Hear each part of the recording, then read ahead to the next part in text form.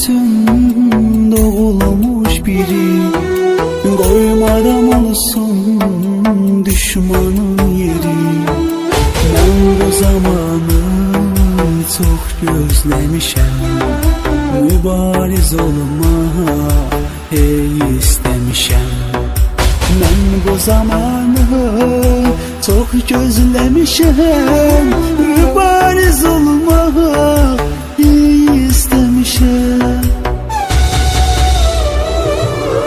Ana şehit olsam, vatan sağ olsun. Dik tut başını, ağlama zerre, düşman sevinmesin, kahrolsun. Dik tut başını, ağlama zerre, düşman sevinmesin, kahrolsun.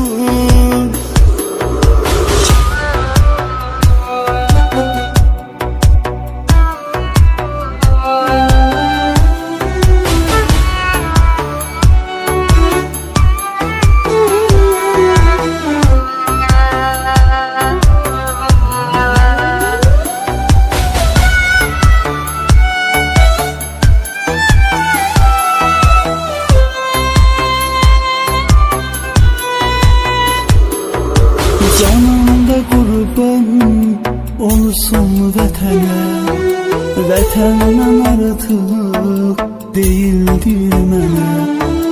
Qəm eyləmə ki, şəhid olmuşam, mən bugün üçün anamla olmuşam.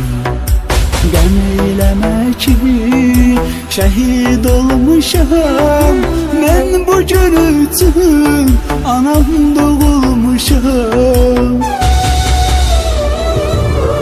Ana şehit olsam, vatan sağ olsun.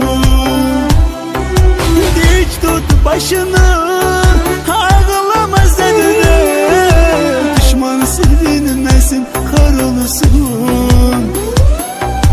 Dik tut başını, ağlama zerre, düşman sevinmesin, kahrolsun.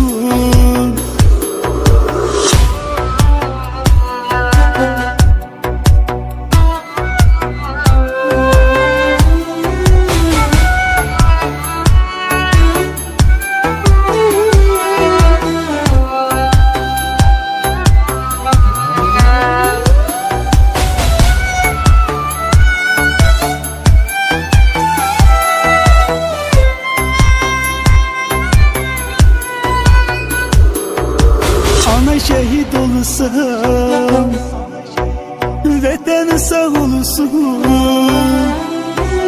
Dik tut başını, ağlama zerre, düşman sevinmesin, kahrolsun. Dik tut başını,